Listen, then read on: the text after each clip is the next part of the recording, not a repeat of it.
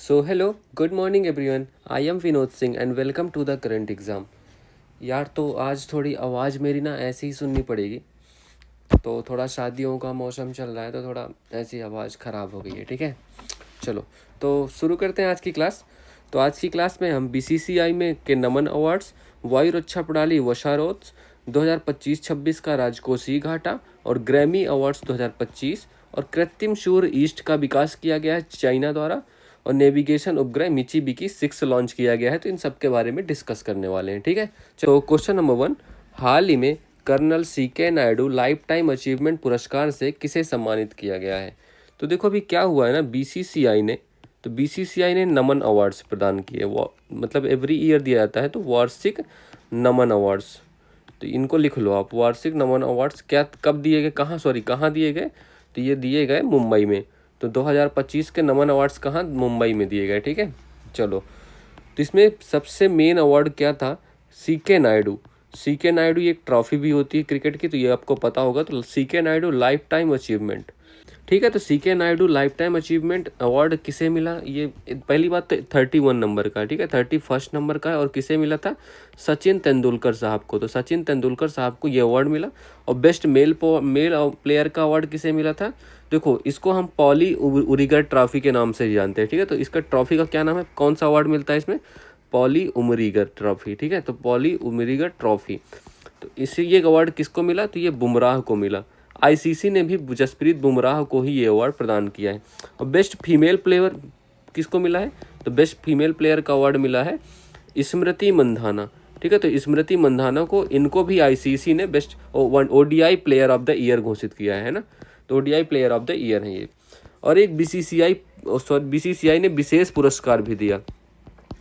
विशेष पुरस्कार किसको मिला, हाल ही में उन्होंने संन्यास लिया है क्रिकेट से, तो ये मिला है आर अश्विन को, ठीक है। तो आर अश्विन जी को ये अवार्ड मिला। और इन्हें अभी पद्मश्री भी मिला है 2025 का, है ना। तो ये आपको याद होगा, पद्मश्री ये हमने किया है। तो 2025 का इन्हें पद्मश्री भी दिया गया है। और आर अश्विन की, इन्होंने भी हाल ही में इंटरनेशनल क्रिकेट से संन्यास भी लिया। तो ये सब बातें आपको याद रखनी है, ठीक है। तो option number B correct answer है, सचिन तेंदुलकर, ठीक है। चलो, हाल ही में कानूनी अधिकार प्राप्त करने वाले माउंट तारानाकी का संबंध किससे है। देखो इसको क्या हुआ है ना, माउंट तारानाकी पहले कहाँ है, ये न्यूजीलैंड में है, ठीक है। और ये इसकी ऊंचाई कितनी है, 8261 मीटर, ठीक है। तो 8261 मीटर इसकी ऊंचाई है। और इसको मानव समान अधिकार दिया, मतलब मानव समान दर्जा दिया गया है। तो मानव समान दर्जा। और यहाँ पे ये पहली बार नहीं हो रहा, इससे पहले भी दो ऐसे नेचुरल साइट को मानव समान दर्जा दे चुके हैं। तो पहली कौन सी था, तो उरेवेरा। तो उरेवेरा नेशनल पार्क है एक, और एक नदी का क्या नाम है, बेगा नुई, ठीक है। तो बेगा नुई नदी है। इन दोनों को भी मानव समान दर्जा और अधिकार दिए जा चुके हैं। तो अभी लेटेस्ट कौन सा है, माउंट तारानाकी, जो न्यूजीलैंड में है, ठीक है। हाल ही में भारतीय रेलवे ने निर्बाध यात्रा के लिए कौन सा सुपर ऐप लॉन्च किया, तो इसको सोरेल लॉन्च किया गया है, ठीक है, सोरेल। हाल ही में नाविका सागर परिक्रमा सेकंड के तहत आईएनएसवी तारिणी ने पॉइंट निमो की यात्रा की है। यह कहाँ स्थित है, देखो पॉइंट निमो कहाँ स्थित है, पहली बात तो ये प्रशांत महासागर में है। आप मैप में देख सकते हो, इसमें आप देखो, ये आपका पहले दक्षिण अमेरिका है, ठीक है, ये साउथ अमेरिका है। तो साउथ अमेरिका के लेफ्ट साइड यहाँ पर, और ये आपका न्यूजीलैंड है। तो न्यूजीलैंड और साउथ अमेरिका के बीच में, आप इतना याद रखना, ठीक है। तो यहाँ पर है ये, और ये पृथ्वी का सबसे दूरस्थ पॉइंट है, ठीक है। तो प्रशांत महासागर इसका करेक्ट आंसर है।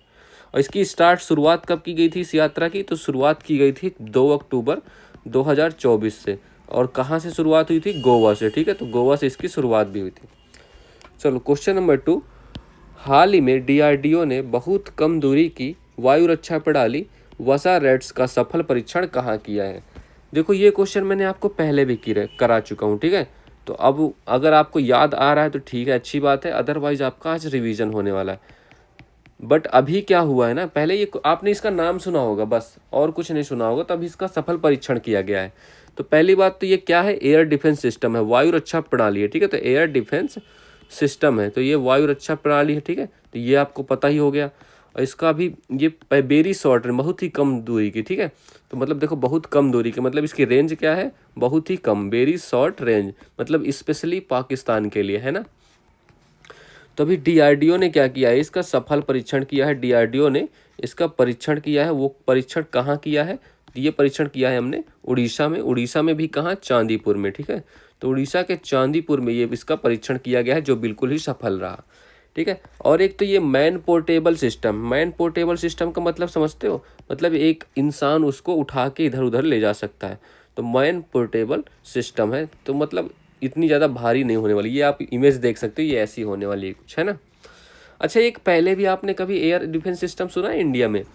एक और एयर डिफेंस सिस्टम है, ठीक है, तो उसका नाम आपने सुना होगा, आप भूल गए होगे, कोई बात नहीं, क्या क्या याद रखो, है ना आप लोग। तो उसका क्या नाम है, समर। अब याद आ रहा है कुछ?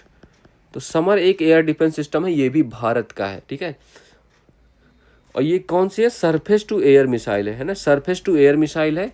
और इसमें कौन सी मिसाइल हम यूज करने वाले हैं, तो आकाश मिसाइल, भारत की जो आकाश मिसाइल है उसका इसमें यूज होने वाला है। तो ये आपको बातें आपको पता होंगी, आपको बस ध्यान नहीं था, है ना। चलो, तो option number A correct answer है। उड़ीसा के चांदीपुर से वसारोड्स का डीआरडीओ ने सफल परीक्षण किया अभी हाल ही में। ओके, चलो। अच्छा, ये इमेज देख के आपको कुछ याद आ रहा है, अभी क्या हुआ था हाल ही में, अंडर-19 महिला वर्ल्ड कप, ठीक है। तो अंडर-19 महिला वर्ल्ड कप का फाइनल हुआ। और फाइनल ये कहाँ हो रहा था, पहली बात तो ये लिखो, संस्करण कौन सा था, सेकंड संस्करण था। और ये कहाँ हो रहा था, तो मलेशिया कोलालमपुर में हो रहा था। तो मलेशिया कोलालमपुर, कोलालमपुर क्या है, मलेशिया की राजधानी है, ठीक है। तो मलेशिया कोलालमपुर, यहाँ पर इसका आयोजन हो रहा था। और इसमें कौन जीत गया है और किसको हराया है, तो भारत ने, तो इंडिया इसमें जीत गया है। और किसको हराया है इन्होंने, साउथ अफ्रीका को। तो T20 वर्ल्ड कप में भी हमने साउथ अफ्रीका को हराया था इस बार 2024 में। और इन्होंने भी अंडर-19 महिला वर्ल्ड कप में भी हरा दिया गया है इनको, ठीक है। तो ये क्वेश्चन भी आपको याद रखना है। क्वेश्चन नंबर 3, हाल ही में केंद्रीय बजट 2025-26 में राजकोषीय घाटा सकल घरेलू उत्पाद के कितने प्रतिशत रहने का अनुमान लगाया है। देखो, बजट आपका ऐसे ही चलेगा, मैं 2-4 क्लासों में आपका बजट ऐसे ही याद करा दूंगा, आपको कोई डाटा स्पेशली रटने की जरूरत नहीं पड़ने वाली। मैं 1-2 क्वेश्चन लाऊंगा क्लास में और आपको ऐसे ही याद हो जाएगा, ठीक है। तो आप बजट को चिंता छोड़ दीजिए, वो मेरी चिंता है, मैं कराऊंगा आपको याद, ठीक है। तो अभी देखो, बजट क्या सीन है, इसका बजट है, ये कब किसने क्यों लॉन्च किया। तो अभी हाल ही में हमारी जो वित्त मंत्री हैं, क्या नाम है उनका, निर्मला मैम, निर्मला सीतारमन। तो ठीक है, निर्मला सीतारमन जी ने लगातार 8वीं बार, ये रिकॉर्ड टाइम है, मतलब आज तक किसी ने लगातार 8 बार किसी ने नहीं किया, ठीक है, पेश। तो ये रिकॉर्ड है, आपको ये याद रखना है, 8 टाइम, ठीक है। लेकिन मैक्सिमम टाइम किसने किया है, तो मैक्सिमम मोरारजी ने, जो मोरारजी देसाई, तो मोरारजी देसाई ने किया था। ये कितना 10 बार इन्होंने बजट पेश किया है, ठीक है। तो अभी 1 फरवरी 2025 को क्या हुआ, 1 फरवरी कब, 11 बजे, ठीक है, तो सुबह 11 बजे बजट पेश किया निर्मला जी ने। इसकी थीम क्या थी, थीम क्या थी, आपको थीम बताओ। तो थीम इसकी थी सबका विकास। तो सबका विकास इसकी थीम होने वाली थी, है ना, सबका विकास इसकी थीम है होने वाली, क्या जिसमें क्या मतलब है, जीरो पॉवर्टी, मतलब गरीबी को बिल्कुल नस्ते नाबूद करना है भारत से। और ये सब लोग मिलके करने वाले हैं। और कितने टाइम तक इन्होंने स्पीच दिया था, टाइम क्या था इसका, 77 मिनट का टाइम लिया इन्होंने अपना पूरा स्पीच कंप्लीट करने में, ठीक है, 77 मिनट का इन्होंने टाइम लिया। और इसके मेन 4 इंजन कौन से थे, ये यार 4 इंजन, इनके बारे में बहुत मैं आपको कराऊंगा, डिटेल से कराऊंगा ये, ठीक है। तो मेन 4 इंजन कौन से थे, एक तो कृषि हो गया, दूसरा MSME हो गया, है ना, तो दूसरा MSME हो गया, तीसरा कौन सा है, निवेश और निर्यात। तो निवेश और निर्यात, ये 4 इंजन फेमस इंजन है, इन्हीं के बारे में पूरी बात हुई है। तो इनको क्या होने वाला, फ्यूल जो है ना, इनका जो ईंधन है उनमें सुधार होने वाला है, मतलब इनके ढांचे में सुधार होगा। ईंधन तो क्या ही है, बट वही है, मतलब बेसिक चीज़ जो है ना चलाने के लिए, तो उसमें सुधार की ज़रूरत है हमें, ठीक है। अब देखो, मेन क्वेश्चन है फिस्कल डेफिसिट, FD कितना रहा, आज राजकोषीय घाटा कितना था, तो 2024-25 जो भी चल रहा है इसमें कितना है, 4.8%। बट हम नेक्स्ट ईयर के लिए क्या प्लान कर रहे हैं, हमें लग रहा है कि नेक्स्ट ईयर 25-26 में कितना रहने वाला है, तो 4.4% रहने वाला है। तो ये आपको करेक्ट आंसर होगा इस क्वेश्चन का, ठीक है। चलो, ये मैप में भी देख लो आप, तो देखो लास्ट ईयर 4.8 था, 4.4 इस साल होने वाला है, ठीक है। तो ये आपको उससे पहले भी देखना है, तो 5.6 था, ठीक है। तो कमी हो रही है लगातार, तो ये अच्छी बात है भारत के लिए। चलो, केंद्रीय बजट 2025-26 में कितनी व्यक्तिगत आय को कर मुक्त कर दिया गया है? तो 12 लाख है ना, और जो वेतन भोगी होंगे ना तो 12 लाख प्लस, तो 12 प्लस 75,000 भी, तो 12.75 लाख, इनको इतनी छूट मिलने वाली है, ठीक है। और जो इससे 1 रुपये भी ज़्यादा है ना तो भाई वो इस टैक्स स्लैब के अकॉर्डिंग उनको टैक्स पे करना पड़ेगा। फिर उनको 0 से 4 लाख पर बिल्कुल ही फ्री रहेगा, 4 से 8 लाख पर 5%, 8 से 12 लाख पर 10%, 12 से 16 लाख पर 15%, 16 से 20 पर 20%, 20 से 24 पर 25% और 24 प्लस पे 30% का टैक्स उनको पे करना पड़ेगा, ठीक है। चलो, केंद्रीय बजट 2025-26 में किसान क्रेडिट कार्ड की लिमिट कितनी बढ़ाई गई? तो ये 3 लाख से 5 लाख हो गई, ठीक है, 3 to 5 लाख हो गई, ये भी आपको पता होगा। अभी बजट के अनुसार यूरिया प्लांट का कहाँ इसकी स्थापना कहाँ होगी, उद्घाटन कहाँ होने वाला है? असम के नामपुरा स्थान पर, ठीक है। तो असम के नामपुरा में इसका उद्घाटन होगा। मखाना बोर्ड की स्थापना कहाँ की जाएगी? तो ये बिहार में की जाएगी, ठीक है। तो बिहार में मखाना बोर्ड की स्थापना की जाएगी। क्वेश्चन नंबर 4, हाल ही में भारत अमेरिका गायिका चंद्रिका टंडन के किस एल्बम को चैंट एल्बम श्रेणी में ग्रैमी पुरस्कार मिला? ठीक है, ग्रैमी अवार्ड के बारे में देखो करते हैं। तो ये कहाँ दिए जाते हैं? पहली बात तो ग्रैमी अवार्ड, इसको कहाँ दिया गया ये बताना है आपको पहले, ठीक है, ग्रैमी अवार्ड को। देखो ग्रैमी अवार्ड ये पहली बात तो म्यूजिक के क्षेत्र में दिए जाते हैं, ठीक है। तो म्यूजिक मतलब संगीत के क्षेत्र में दिए जाते हैं। और ये बताओ, कुछ क्वेश्चन मैं आपसे पूछना चाहता हूँ। फर्स्ट भारतीय कौन थे जिनको ये अवार्ड मिला? फर्स्ट भारतीय और फर्स्ट भारतीय महिला, इन दोनों का नाम आपको बताना है अब भी, ठीक है। तो अभी क्या हुआ है, लेटेस्ट में 67वें नंबर के, तो 67वें नंबर के अवार्ड कहाँ दिए गए? लॉस एंजल्स यूएसए में, ठीक है, LA लॉस एंजल्स यूएसए में इनको अवार्ड वितरित किया गया। तो भारत और अमेरिका की एक गायिका है, क्या नाम है उनका? चंद्रिका टंडन, ठीक है, चंद्रिका टंडन। ये आप नहीं समझ पा रहे हो क्या यार? राइटिंग सुधारने का कोई है क्या यार? स्क्रीन पे नहीं अच्छी, बाकी मेरी राइटिंग बहुत अच्छी है, आप लोग विश्वास नहीं करोगे, बट प्लीज़ कर लेना। स्क्रीन पर थोड़ी क्या होता है ना यार, मतलब वैसे भी आदत नहीं है, बट धीरे धीरे मैं सुधार रहा हूँ, आप लोग देख रहे होगे, है ना। तो देखो ये इंडिया और यूएसए की, मतलब इंडिया यूएसए दोनों जगह की ये सिंगर हैं। तो भारत और यूएसए सिंगर हैं, और इनको किस आवाज़ में, कौन से एल्बम के लिए, पहले किस एल्बम की श्रेणी? न्यू एज एक एल्बम है इनका, तो new age and chant album श्रेणी में, चैंट एल्बम श्रेणी में। तो इनको ये जो एल्बम का श्रेणी है, चैंट एल्बम और न्यू एज, इस श्रेणी में इनको अवार्ड प्रदान किया गया। कौन सा अवार्ड प्रदान किया गया? ग्रैमी अवार्ड मिला, ये तो आपको पता ही है, ठीक है। अरे फिर भी लिख ही लो, ग्रैमी अवार्ड इनको मिला। और इनके किस एल्बम के लिए मिला ये लिखना है, मेन आंसर तो ये है आपका त्रिवेणी एल्बम। तो ये इनको इस एल्बम के लिए ये पुरस्कार इनको प्रदान किया गया। तो ऑप्शन नंबर 1 करेक्ट आंसर है, ठीक है। अच्छा, सर्वश्रेष्ठ एल्बम किसको मिला है? तो सर्वश्रेष्ठ एल्बम काउबॉय कार्टर को मिला है ये बेस्ट एल्बम को पुरस्कार।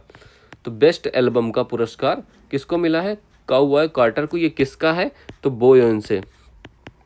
तो बोयोन्से का है, इनको ये बेस्ट एल्बम का पुरस्कार मिला है, ठीक है। चलो, हाल ही में न्यूट्रिनो का अध्ययन करने के लिए चर्चा में रहे जूनो वेधशाला का संबंध कहाँ है? ये तो चीन में है ना, ये चीन में है। कितनी बार कर चुके हैं ये क्वेश्चन। हाल ही में पर्यावरण जहाज सूचकांक में शामिल होने वाला भारत का पहला बंदरगाह कौन सा है? तो ये भारत का पहला बंदरगाह कौन सा है बताओ, कुछ पता है आपको? मोरमुगांव बंदरगाह। ये है कहाँ, कोई बता पाएगा क्या? तो मोरमुगांव बंदरगाह है ये, जो कि कहाँ है? गोवा में, ठीक है। चलो, क्वेश्चन नंबर 5, हाल ही में चर्चा में रहे कृत्रिम सूर्य ईस्ट का संबंध किससे है? भाई देखो, सूरज बना लिया इन लोगों ने, क्या करोगे यार भी सब करके, पता नहीं, समझ नहीं आ रहा भाई क्यों कर रहे हो, बट चलो कर तो रहे हैं। उस सूरज का क्या नाम है? ईस्ट, ठीक है। तो ये किसका सूरज है? चीन का, ठीक है। चीन ने कृत्रिम मतलब आर्टिफिशियल सूरज इन्होंने बना लिया है, ठीक है। और इस सूरज जैसे काम करने वाला है सब कुछ। इसमें कौन सी मशीन काम कर रही है? उस मशीन का नाम बहुत ही ज़्यादा चर्चा में रहा, ठीक है। तो यार देखो, ये सूरज है ना, इसमें कौन सी मशीन लगी हुई है? टोकामेक मशीन है, जो बहुत ही फेमस है, ठीक है। इसका नाम आपको याद रखना है, इसका फुल फॉर्म भी लिख लो आप, ठीक है। इसका फुल फॉर्म क्या है? इसका फुल फॉर्म क्या होगा? एक्सपेरिमेंटल एडवांस्ड सुपर कंडक्टिंग टोकामेक इसका फुल फॉर्म है। और इसको पहली बार चलाया गया अभी, ठीक है, पहली बार इसको चलाया गया। और जिसमें कितने टाइम के लिए चला? ये तो पहली बार रिकॉर्ड टाइम 1066 सेकेंड के लिए इसको चलाया गया, जिसमें इसने कितना तापमान बनाया, 100 million degree Celsius. 100 million degree Celsius का तापमान इसने मेंटेन किया, ठीक है, उत्पन्न किया। 100 मिलियन समझते हो, 1 मिलियन बराबर 10 लाख, आप देख लो कितना तापमान है। और ये किस प्रक्रिया पर काम करेगा, कौन सा सिद्धांत काम करता है, तो नाभिकीय संलयन, ठीक है। तो नाभिकीय संलयन की प्रक्रिया इसमें काम करेगी, जो एनर्जी का सोर्स है, ठीक है। तो एनर्जी का सोर्स क्या होने वाला है, नाभिकीय संलयन। तो ये प्रक्रिया आपको पता ही होगी, ठीक है। देखो एक बार और इसका प्रयास किया गया था 2006 में भी, इसको पहली बार मतलब इसको टच किया गया था फर्स्ट टाइम, कब इसको, तो 2006 में भी इसको एक बार देखा गया था। बट आपको ये वाला आंसर अभी याद करना है, ठीक है। अभी पहली बार 1066 सेकंड के लिए चलाया गया। तो ये option number B correct answer, चीन का राइट आंसर है। अच्छा, आपको पता है एक और सूर्य बनाया था हमने, साउथ कोरिया का एक कृत्रिम सूर्य का नाम सुना था, जो 2020 में लॉन्च हुआ था, ठीक है। 2020 में इन्होंने लॉन्च किया था, उसका क्या नाम था, के स्टार। आपको याद आ रहा है, के स्टार, मैंने पढ़ाया था ये क्वेश्चन। तो इसने भी 100 मिलियन डिग्री सेल्सियस का तापमान मात्र 2 सेकंड के लिए मेंटेन किया है ना। तो ये भी एक रिकॉर्ड टाइम था इनके लिए। हाल ही में 16 वर्ष से कम आयु के बच्चों के सोशल मीडिया प्रयोग पर प्रतिबंध लगाने की घोषणा किसने की थी, तो ये ऑस्ट्रेलिया ने कहा। देखो अगर कोई 16 वर्ष से कम साल का बच्चा इंस्टाग्राम, फेसबुक, स्नैपचैट वगैरह यूज करता है तो बच्चों पर कोई दिक्कत नहीं है, बट उन कंपनियों पर जुर्माना लगने वाला है। ये अच्छी चीज़ है। हाल ही में सदर सम्मेलन को किसने राज्य उत्सव घोषित किया है, तो ये तेलंगाना ने घोषित किया है। और इसके और कौन कौन से फेस्टिवल हैं, बथुकम्बा, बोनालू, है ना, ये सब भी इसी के हैं। क्वेश्चन नंबर 6, हाल ही में नेविगेशन सैटेलाइट मिचिबिकी 6 किसने लॉन्च किया। अब ये देखो मिचिबिकी, किचिबिकी, ये सब क्या लॉन्च करते रहते हैं यार, पता नहीं, है ना। चलो लिखो। अच्छा, तो ये जापान का है, नाम से आपको पता चल रहा होगा, मिचिबिकी 6 कहाँ, जापान का है। ये क्या है वैसे, तो नेविगेशन मतलब समझते हो गया, नेविगेशन उपग्रह है, ठीक है। तो एक प्रकार का नेविगेशन उपग्रह होने वाला है, जो मतलब मदद करेगा आपकी। किसने लॉन्च किया है, लॉन्च करने वाला कौन है, लॉन्च करने वाला आपका जापान है, ठीक है। तो जापान ने इसको लॉन्च किया है, नेविगेशन उपग्रह। किस रॉकेट से लॉन्च होने वाला है, रॉकेट का नाम महत्वपूर्ण है, तो रॉकेट का नाम लिखो। रॉकेट का नाम है H3 रॉकेट से इसको लॉन्च किया गया है, ठीक है। और किस में यूज होने वाला है, आपके स्मार्टफोन में, जो आप GPS देखते हो ना स्मार्टफोन में, तो ये जापान का है, ठीक है। तो मिचिबिकी जापान का स्मार्टफोन, कार की मतलब जो आप लोकेशन याद करते हो नहीं करते, देखने के लिए कार में, और समुद्री नेविगेशन में भी काम करने वाला है, ठीक है। समुद्री नेविगेशन में भी ये काम करने वाला, तो ये भी आपको यूज होने वाला है इसका। और देखो ये कुल मिला के 11 उपग्रह का नेटवर्क होगा, ठीक है। तो 11 उपग्रह का नेटवर्क होने वाला है। तो ये बातें आपको याद रखना है। ये किसका है, तो ये जापान का है, option number C correct answer है। अच्छा, बाकी देशों के आपको पता है, तो देखो GPS किस देश का ये सिस्टम प्रणाली है, नेविगेशन प्रणाली है। अच्छा, ये एक क्वेश्चन और लिखो, अभी हाल में हमने NVS 02 लॉन्च किया था, है ना। तो NVS 02 लॉन्च किया था, किसने लॉन्च किया था, इसरो ने किया था। और ये नौबिक का उपग्रह था, है ना। तो नौबिक के लिए किया गया था, तो किस व्हीकल से इसको किया गया था वो आपको लिखना है। तो वो लिखो GSLV F-15 से, है ना। तो ये भी आपको याद होगा। चलो, तो GPS किस देश का नेविगेशन सिस्टम है, तो ये USA का है, ये तो पता होगा। ग्लोनास बताओ आप लोग, ग्लोनास किस देश का है, ग्लोनास बताओ, बाइडू बताओ, और नाविक बताओ। नाविक भी आपको पता ही होगा, ये तो इंडिया का है ना। तो अभी तो हमने किया इसको, तो नाविक इंडिया का है, ग्लोनास कहाँ का है, ये रूस का है, और बाइडू कहाँ का है, ये चीन का है। तो इनको भी आप लोग याद रखने का, ठीक है। चलो, so that's all for this class. Please like करना यार, शेयर कर आई एम सॉरी यार, थोड़ा तबीयत डाउन है, पहले बताया था। तो लाइक करना, शेयर करना, सब्सक्राइब करना, और ध्यान रखना खुद का, ठीक है। चलो, have a good day and thank you everyone.